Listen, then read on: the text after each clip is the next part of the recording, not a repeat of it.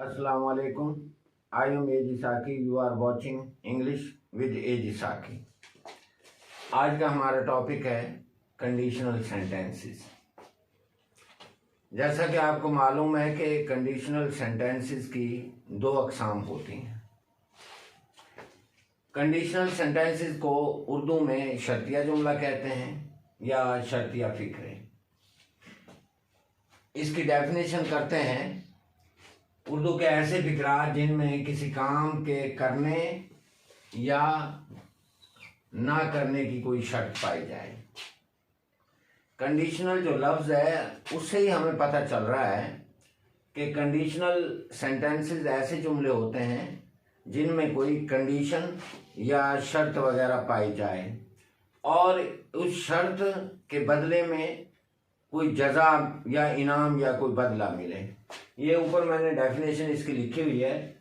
उर्दू के ऐसे फिक्रा जिनमें किसी काम के करने या ना करने, दो चीज़ों का ध्यान में रखना है कि इसमें किसी काम करने के बारे में बताया जाता है या ना करने के बारे में बताया जाता है, तो उसके बारे में कोई शर्त पाई जाए और उस शर्त के बदले में कोई जजा या सज़ा या कोई इनाम मिलता है. तो इस किस्म के जो फिक्रात होते हैं कंडीशनल सेंटेंसेस, उनके दो हिस्से होते हैं. एक हिस्सा अगर वाला होता है, यानी जो अगर से स्टार्ट होता है, लेकिन ये भी ज़रूरी नहीं है कि फिक्रा अगर से शुरू हो. लेकिन एक बात ध्यान में रख लें कि इस किस्म के फिक्रात में अगर का आना ज़रूरी है. अगर आप अगर को निकाल देंगे तो फिर वो कंडीशनल सेंटेंसेस नहीं रहेंगे, क्योंकि एक हिस्सा अगर वाला होता है जिसे हम शर्तिया हिस्सा कहते हैं, जबकि दूसरा हिस्सा जजाइया होता है, यानी वो शर्त के बदले में जजा मिलती है. और जिस हिस्से में जिसमें पहले हिस्से की शर्त का बदला या जजा मिलती है.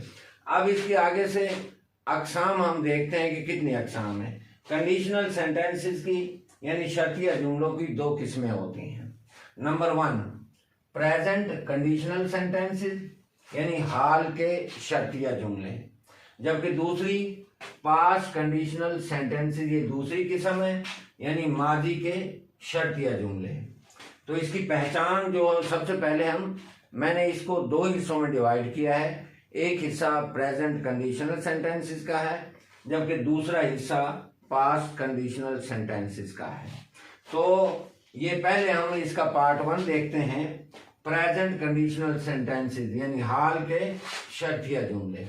ये इसकी उर्दू में पहचान ये मैंने लिखी हुई है, क्योंकि पीपीएससी और एफपीएससी या दीगर कम्पिटिटिव एग्जामिनेशंस हैं, उनमें 10 या 15 नंबर का पैराग्राफ होता है, उर्दू में दिया होता है, वो उसको इंग्लिश में ट्रांसलेट करना होता है.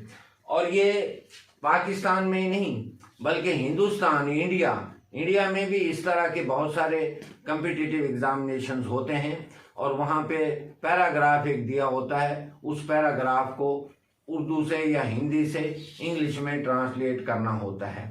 तो इसी सिलसिले की कड़ी के लिहाज से मैंने ये यूजेस जो है ना वो स्टार्ट किए हैं. तो इसकी पहचान ये है, अगर गा सीधे लफ्ज़ों में आप अगर इसको बोलें तो ये गागा का इस्तेमाल है, यानी मैंने अपने तौर पर इसको एक नाम दिया है गागा का इस्तेमाल. अगर गा और ये अगर गी और ये नीचे मैंने लिखे हुए हैं. और इसकी इंग्लिश में पहचान ये है कि स्टार्ट में इफ आता है, यहाँ पे डैश डाली हुई है और ये कॉमा. एक चीज़ आपको और बता दूं कि उर्दू का जो लफ्ज़ है तेवा तो, उसकी इंग्लिश कॉमा होती है. और दूसरी चीज़ एक ज़हन में ये भी रखनी है कि आप जो है चाहे अगर वाला हिस्सा जो है उसको पहले इंग्लिश कर लें और दूसरा हिस्सा बाद में कर लें, या जो एंड वाला हिस्सा है उसको आप पहले ले आएँ और अगर इफ़ वाला जो हिस्सा है उसको आप सेकंड नंबर पर कर लें. लेकिन उसमें एक चीज़ का आपको ख्याल रखना पड़ेगा कि अगर आप इफ़ से शुरू करेंगे फिक्रा, जैसे कि ये मैंने किया हुआ है, अगर मिसाल के तौर पर अगर वो मेहनत करेगा तो इम्तहान में कामयाब हो जाएगा. अब ये मैंने दोनों तरीकों से ट्रांसलेट किया है. If he works hard, he will succeed in the examination. तो अगर आप इसको दूसरे तरीके से करना चाहें तो फिर एक चीज का ध्यान में रखें कि जो पहले हिस्से में हमने पहले तरीके से इफ का आई जो कैपिटल डाला है उसको आप जब दूसरे तरीके से करेंगे तो इफ का जो आई है वो स्मॉल लेटर में लिखना है। ये देखें, जैसे if he works hard comma he will succeed in the examination. और दूसरा इसका मेथड ये है कि ये सेकंड वाला हिस्सा पहले ले आए और पहला ये वाला हिस्सा जो है ना बाद में ले जाएं। ये देखें, he will succeed in the examination. अब यहाँ पे कॉमा नहीं आएगा क्योंकि कॉमे की जगह इफ ने ले ली है। ये बात आप ध्यान में रखें, इफ ही वर्क्स हार्ड। अब इसकी दूसरी एग्जांपल है, अगर तुम तेज दौड़ोगे तो गाड़ी पकड़ लोगे।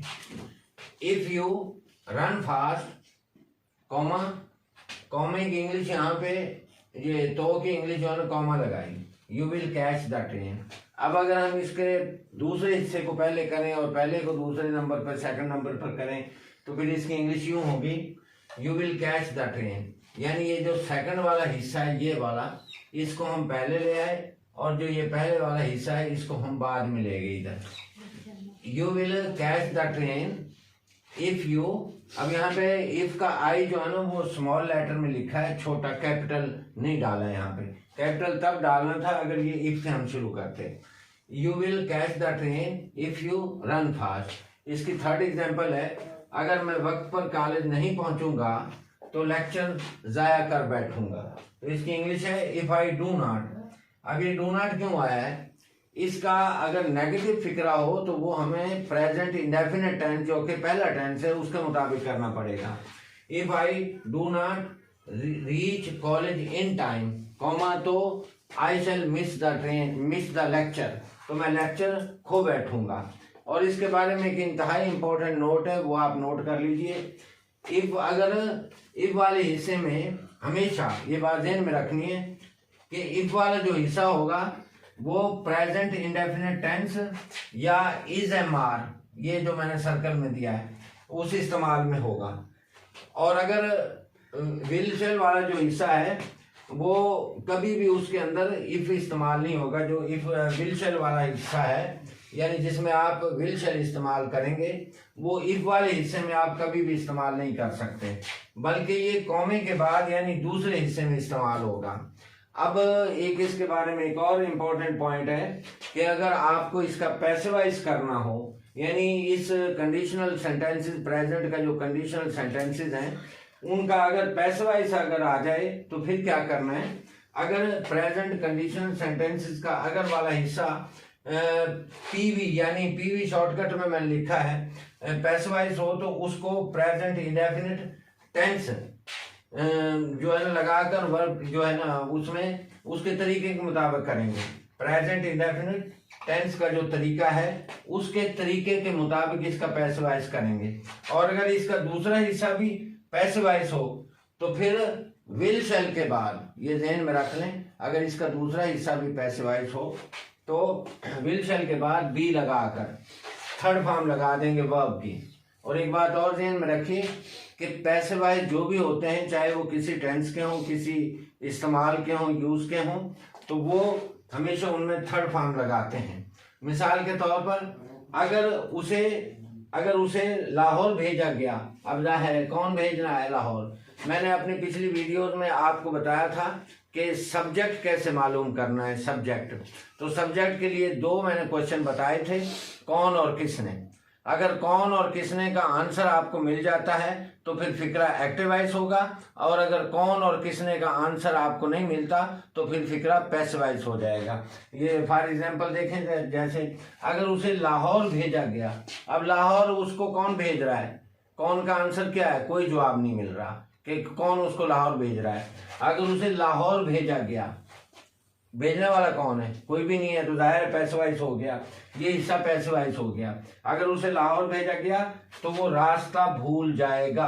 अब ये दूसरा हिस्सा है वो रास्ता भूल जाएगा, ये एक्टिवाइज है। और अगर आप ये एक और इसके चीज बारे में नोट कर लें कि अगर कंडीशनल सेंटेंसेस जो प्रेजेंट वाले हैं अगर उनके दोनों हिस्से ही पैसिवाइज हों, दोनों हिस्से ही पैसिवाइज हों, तो फिर जो इफ वाला हिस्सा है वो आपने जो इफ वाला हिस्सा है उसको आपने प्रेजेंट इंडेफिनिट के मुताबिक करना है, और जो दूसरा हिस्सा है यानी जिसमें विल शैल लगता है उसमें आप विल शैल के फौरन बाद बी लगाकर थर्ड फॉर्म लगा देंगे। मिसाल के तौर पर ये देखें, अगर हमें धोखा दिया गया, अब धोखा कौन दे रहा है, कौन धोखा दे रहा है, कौन का आंसर नहीं मिल रहा, ये पैसे वाइज हो गया।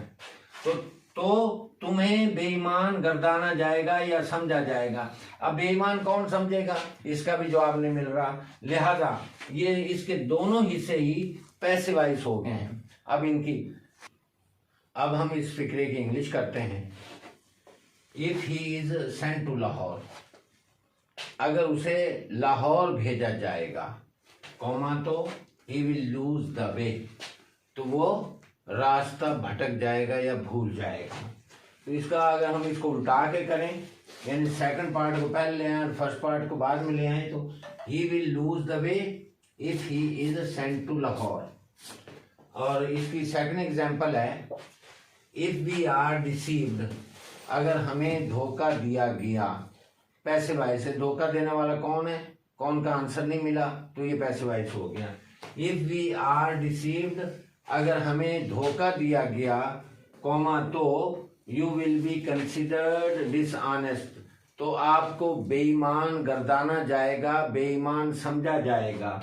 अब इसमें एक और अहम पॉइंट है कि अगर इसके नेगेटिव आपने बनाने हो फिक्रे, नेगेटिव सेंटेंसेस करने हो, मनफी फिक्रात बनाने हो, तो इसके लिए नोट ये है कि अगर इफ वाला हिस्सा मनफी हो, ये चीज ध्यान में रख लें, अगर इफ वाला हिस्सा यानी अगर वाला हिस्सा मनफी हो तो वाहिद फिक्रे की सूरत में, अगर फिक्रा वाहिद हो तो प्रेजेंट इंडेफिनिट का जो मनफी बनाने का तरीका है, फिक्रा नेगेटिव बनाने का है, वाहिद के लिए हम डज नॉट लगाएंगे, और अगर फिक्रा जमा है तो फिर उसके लिए हम डू नॉट लगाएंगे।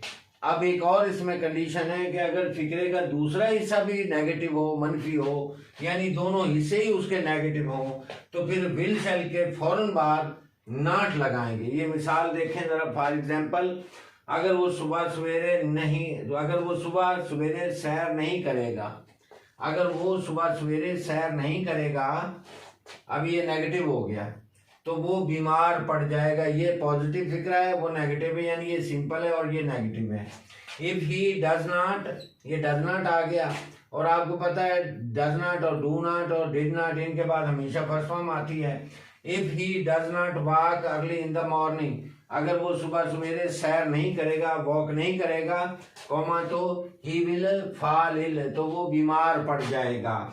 अब इसकी सेकंड एग्जांपल देखें, अगर हम अपना सबक याद नहीं करेंगे तो हम इम्तिहान में कामयाब नहीं होंगे। अब ये फिक्रे के दोनों हिस्से ही नेगेटिव हो गए हैं, मनफी हो गए हैं, तो इस सूरत में क्या करेंगे, मैंने ऊपर आपको नोट लिखवा दिया है। If we do not learn our lesson, अगर हम अपना सबक याद नहीं करते, ये वी जमा है, प्लूरल है, और प्लूरल की सूरत में डू नॉट लगता है। If we do not learn our lesson, comma we shall not, ये हिस्सा भी नेगेटिव है, we shall not succeed in the examination. अब ये जरूरी नहीं है कि आप इसको नेगेटिव करें, इसके ये दूसरे हिस्से को आप सिंपल तरीके से भी कर सकते हैं। देखें, जैसे if we do not learn our lesson, अगर हम अपना सबक याद नहीं करेंगे तो we shall fail in the examination, इम्तहान में फेल होना या इम्तहान में कामयाब ना होना एक ही बात है। अब हम इसका जो इंटरोगेटिव सेंटेंसेस वो बनाएंगे, क्योंकि हो सकता है प्रेजेंट कंडीशनल सेंटेंसेस में इंटरोगेटिव सेंटेंसेस जो है वो आ जाएं, यानी सवालिया फिक्रात आ जाएं। तो अगर इंटरोगेटिव सेंटेंसेस आ जाते हैं तो अगर फिक्रे का कोई एक हिस्सा सवालिया हो, अब इसके अंदर एक और क्वेश्चन रेज होता है कि आया दोनों फिक्रे सवालिया हो सकते हैं? तो दोनों हिस्से फिक्रे के सवालिया नहीं हो सकते, कोई एक हिस्सा हो सकता है। अगर फिक्रे का कोई एक हिस्सा सवालिया हो तो फिर इफ वाले हिस्से को नहीं छेड़ा जाएगा, यानी हमने इफ वाला हिस्सा टच नहीं करना, उसको नहीं छेड़ना, बल्कि फिक्रे के शुरू में विल शैल लगाकर, यानी जो दूसरा हिस्सा है वो लगाकर उसकी इंग्लिश की जाएगी, और दरमियान में इफ के साथ वाला जो साथ वाला जो फिक्रा है उसका दूसरा हिस्सा जोड़ा जाएगा। और अगर फिक्रा बड़ा सवालिया हो, यानी एक तो छोटा सवालिया होता है, अगर बड़ा सवालिया हो जिसको हम WH कहते हैं। WH का मतलब क्या है? WH का मतलब है what, where, why, how many, how much, who, whose, whom, ये WH कहलाता है। तो फिर फिक्रा WH से हमने शुरू करना है, WH से, और विल शैल लगाकर जो है ना उससे की इंग्लिश हम करेंगे। फॉर एग्जाम्पल देखें ज़रा, अगर तुम मेहनत नहीं करोगे, अगर तुम मेहनत नहीं करोगे तो क्या तुम पास हो जाओगे? यानी अगर तुम मेहनत नहीं करोगे तो क्या इम्तिहान में पास हो जाओगे? इसकी इंग्लिश देखते हैं। विल यू पास, यानी एग्जाम अगर आपने लिखना है तो, अगर नहीं लिखते तो वैसे भी गुजारा हो जाएगा। Will you pass if you do not work hard. यहाँ पे डू नॉट जो है ना वो प्रेजेंट इंडेफिनिट का तरीका इस्तेमाल किया गया है। और इसके सेकंड एग्जांपल देखें, अगर वो लखनऊ गई, अगर वो लखनऊ गई तो मेरे लिए क्या लाएगी? What will she bring for मी। अब ये जो व्हाट है ये WH है, यानी बड़ा सवालिया है। What will she bring for me if she goes to Lucknow. ये अपना आज का जो प्रेजेंट कंडीशनल सेंटेंसेस हैं उसका मैंने पार्ट 1 आपको पढ़ाया है, और इंशाल्लाह नेक्स्ट जो है इसका पार्ट 2 भी शुरू होगा जो कि पास्ट कंडीशनल सेंटेंसेस का होगा। अगर आपको मेरी ये वीडियो अच्छी लगी है तो फिर प्लीज़ इसको शेयर करें और अपने कमेंट्स ज़रूर दीजिए। Thank you.